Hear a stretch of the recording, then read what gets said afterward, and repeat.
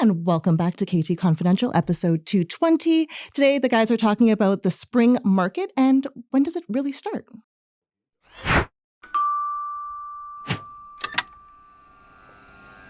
The heat is on. What is hot? The real estate market. Why? Is not. Because the spring market has started. That's my I just had to say something opinion. that rhymed. The what?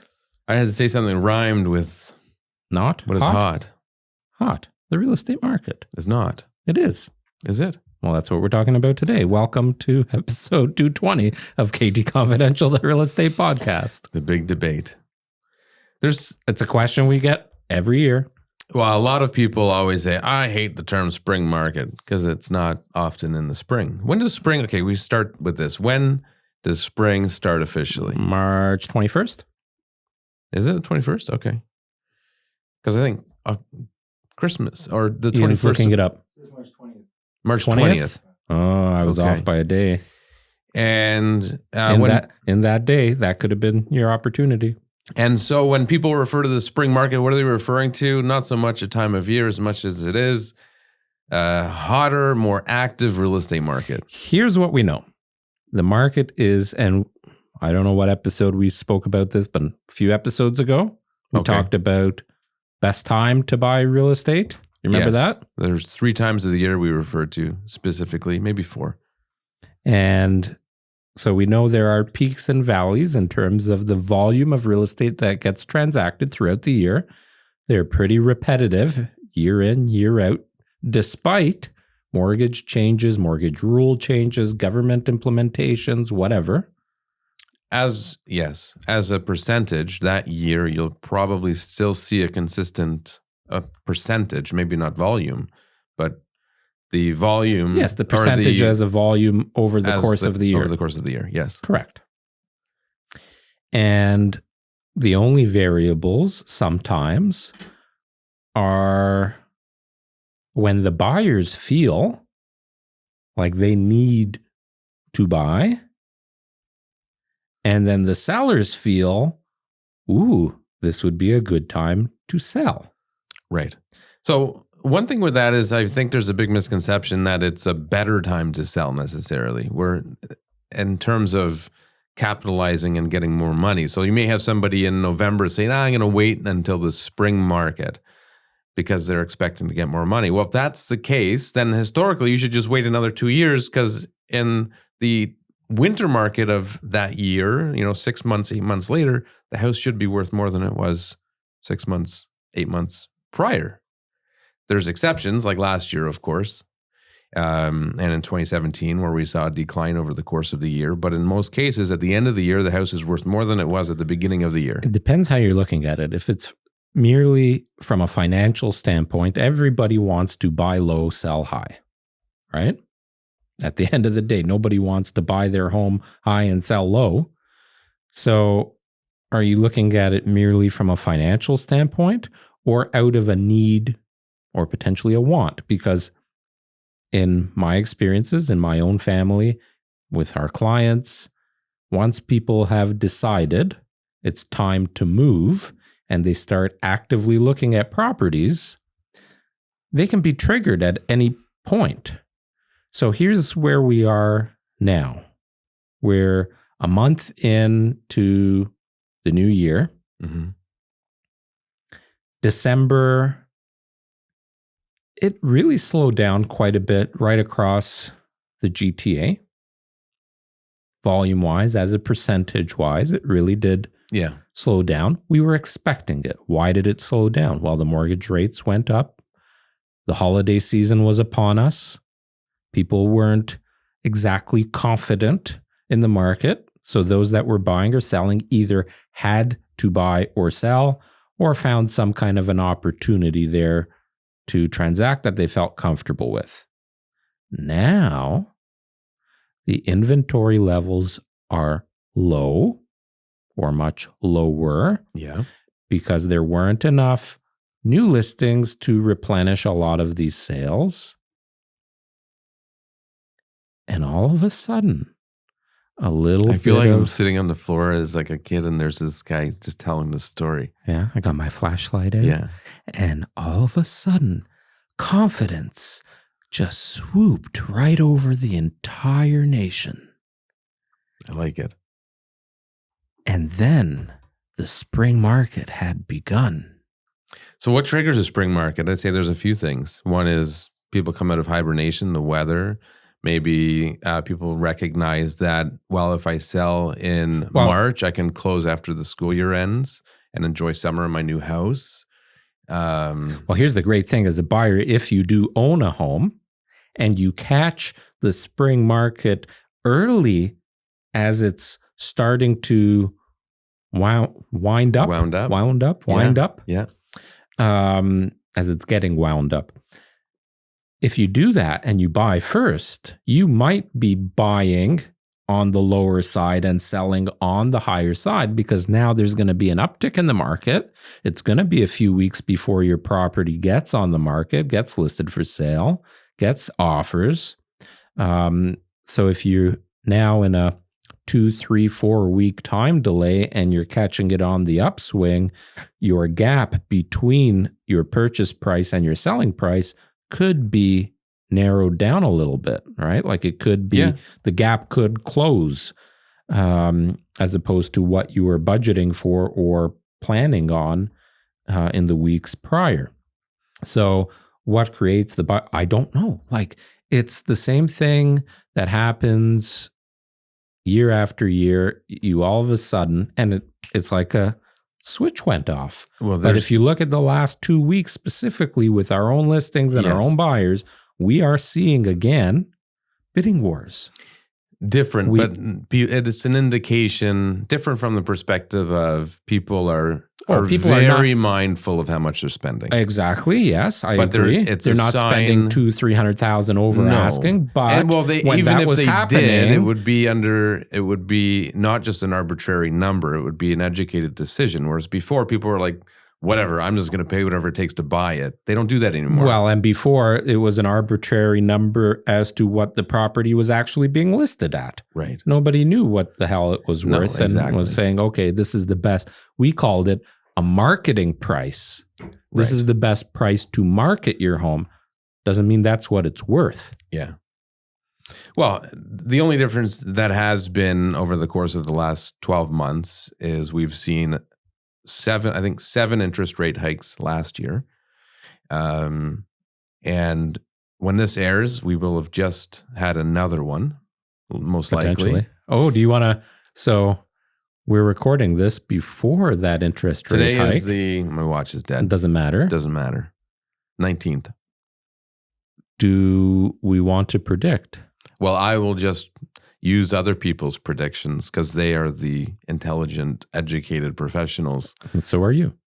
I know how to sell real estate and how to market, but I don't know the financial markets that indicate and predict these things like the economists do.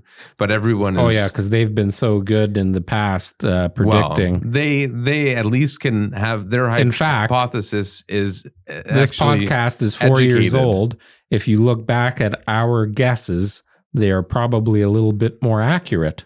Well, the market was also more predictable. Economists. The market was more predictable. 0.5%. But yes. Is it going up 0.5% or a quarter? Quarter? That's what they're saying. 0.25%. It was like a 70%. Do you think it'll be the last interest rate hike? So they're saying that it should be. The economists, the market people. I don't fucking know. But they're saying that they expect that it's reasonable to believe that it will cap at 4.5%. We're at 4.25% right now, and there are some people predicting that coming down at the end of the year. Well, that was my next question. How long do you think it's going to stay flat? Well, so let's assume this January hike happens. It's at 4.5%. How long does it stay flat until it either goes up or goes down? Everything I'm reading says it either stays flat for a good year or it may start to come down a little bit towards the end of that. 0.25 point at the end of the year? Yeah. Nothing profound, I don't expect. 0.25? Yeah. People are spending a little bit less. All of a sudden they want them to spend a little bit more. I don't know if it's because they want them to spend more. I think that's what they're trying to stop. Yeah, well, it's all cyclical. Yeah, so that'll be interesting to see. But I think people are also a bit desensitized to it now. In the beginning, it was like sticker shock, right? Like people didn't expect the rates to go up, certainly not as much as they did. Right. So that had a big impact on people. But after the 5th, 6th, 7th increase, people are like, yeah, it's coming. We know. did an exercise here with our realtors, and we used very specific examples. And the example had a property selling in basically 12 months ago. It sold 12 months ago, which would have been pretty well the peak. Yeah. Beginning of February of 22. And an average interest rate that you could have got at that time for a mortgage using 20% down. We did that math. We did the math buying it. Okay, so we had this meeting, I want to say 4 weeks ago. So if you had bought that house now at the end of the year with these new interest rates with 20% down, so comparing kind of apple to apple, the only difference is timing and mortgage rates. So last year, 12 months ago, you're buying it high, mortgage rates low. Now you're buying the home low, mortgage rates high. Do you know what the difference was in the mortgage payment? And this was I believe a $1.3 million home. I would guess, and it's been pretty consistent, that the numbers are very similar. It worked out to $60 a month more right now. Right. $60. But the benefit being that hopefully in 2-3 years, when it comes time to renew, you can renew at a lower rate. And you are, if you were looking at a $2 million home last February, but you bought it now, you're going to be $700,000 ahead of that person. So this is what we are recommending. Get in now while the prices are low. Low. Yeah. Everybody will mock me if I say, home prices are low. Yeah. And like you said, 2, 3, 4 years, all of a sudden, mortgage rates are lower. And now you compare mortgage payments. So the person that bought in February, their payment over the time, they were saving $60 a month. Yeah. But now you've paid $300,000-$400,000 less for the property in the long run. And it'll be interesting to see though, because it probably does take 2 to 3 years to see the effects of these interest rate hikes. Yeah, I think so. People that bought at that high amount have a great rate. What are they going to do when they go to renew? Mm-hmm. And many of them probably locked into a 3-year. Probably a lot of 3-year mortgages. So at the end of that 3-year term, can they afford their house anymore? So that'll be interesting to see the effects of it in the long term. Well, I think in the next year, we're going to see a lot of people that might have to move because we've already seen it. You were showing me a listing the other day that was financed by some unknown, never heard of. One of our listings in the works is an affordability thing. Not that they can't afford it. They don't want to be paying an extra $1,000 a month in interest. Why would you? So, it's a lot of people are downsizing. But can you imagine? Like, you look at the statistics on average household income. Let's say an average household of 4 and both parents working. Let's say you're making between $100,000 and $150,000 a year gross, which is average in Halton. Now you've got a mortgage payment of, $3,500 a month, and it jacks up to $4,500 or $4,200. And that's what has happened. Well, and then right now it's not just the mortgage payments, it's right. Food, it's gas. Your food. Although gas went down, I think 13% from November to December. So that was nice. You were spending $1,000 a month in food, and all of a sudden it's $1,500 easily for a family of 4. Yeah. So you've got $500 more on your grocery bill. You've got $500 more on your mortgage monthly payment. We got off the topic. off the topic. Spring market. It started. It has. Yeah. It won't be what we are used to, I don't believe. There will be more activity as we always expect, but it won't be crazy. There will be multiple offers, so be prepared for it. But That's already happening. But go in, don't be afraid of it. Go in making an educated decision.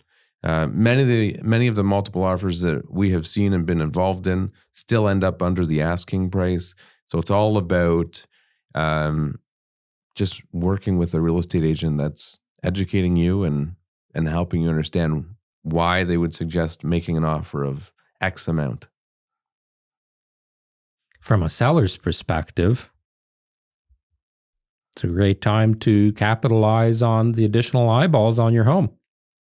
And as a new listing, brand new listing, coming into this spring market, you are going to be competing against a lot of the old dogs that are listed. So the homes that have been listed 30, 60, 90, 120, 150, 180 days, because they're all there. The homes that have been listed multiple times, canceled, expired, whatever. Plenty of those. So as the new kid on the block, now you're the bright and shiny thing that everybody wants. And those are the homes that we're seeing a lot of activity on. Yeah. Well, pricing is a very important fact. I mean, the whole process is important, but pricing is very important. Strategic pricing in the real estate market has never been more important. And making it look exceptionally nice. Never been more important to have a good looking home that is priced extremely strategically. Our last 5 listings, there have been at least 3 of us that have sat down for a number of hours and had intelligent, informed discussions and played out different scenarios and strategies before arriving at the actual listing price. Yeah. And we've been extremely accurate, a little lucky, and a little bit of luck in everything. Yeah, well, but sure. We make the effort to increase our odds of success. I thoroughly appreciate that with the team, having the ability to, like, everyone has a genuine interest in helping each other. So when we were able Steve Cicchetto the other day was saying that to one of his sellers, that it's not fluff, that our team genuinely has an interest in everybody's transaction. Yeah. And when we have listings, the ability to have more than 1 or 2 sets of eyeballs on the property to allow different insight and not only for the preparation of the home, but in the dealings of price and the dealings of the market. I think there are also real estate agents that are, I don't know if it's intentional or not, but I would think that sometimes they're trying to buy listings by being overconfident in pricing or conveying a price that's just not realistic. We recently had a property that we secured a listing, and great homeowners, but they were chatting with another realtor, and this was more you than me, but from my understanding, the other agent had suggested a price upwards more than $500,000 higher. And through educating them and consulting with each other and making sure we were not out to lunch on our price. At the end of the day, how many times we've said this, a home is only worth as much as somebody's willing to pay, and it's all subjective. I remember back in the car business. Oh, fuck off. That's how I feel about that saying. The spring real estate market, it's a beautiful thing. You know, the weather has been on the side of real estate. You know what we should do? Speaking of the car business, you know what we should do? Instead of advertising a list, this microphone isn't going to work for a whole other reason in a few minutes. Instead of listing a house for sale at a certain price, we should list a down payment and a monthly payment. Weekly payments. So say it's like those commercials in Buffalo. You ever seen those? $99 down, only $42 a month. That's what we should start doing for real estate. They don't expect to own it. No credit, no problem. Who expects to own their house anymore? No job? Don't worry. Well, that I would be worried about because then they're hoping to cash in on your house. But yeah, put $500,000 down, $300 weekly, whatever. You don't do that with your buyers? No. You're talking about, you don't? No. You don't go through the math with them? Oh, yeah, I do, but I'm not trying to sell them on something that you're way. saying with the listing. Yeah. Oh, I like see. forget having a list price. Right. Well, if somebody on the team becomes a mortgage broker, Yeah. and we did that all in-house, and you could offer that as an incentive if your rates were attractive and your service was good. I suppose. But my thoughts So are for everybody more on the team, sleazy that's salesman type of intention, not so much helping people. Oh. It was like how to persuade people to spend more money. Not that I'm encouraging that, but I'm just, anyways, that's what they do in many that industries. extra bedroom will only cost you $8 bi-weekly. That's right. And we could have a lot of upsells. Yeah. Not really our business premise or... No. I'm just being funny. Although it will come out at some point. Are you? 100% it will. Are you being funny? Yeah. That already exists in apps.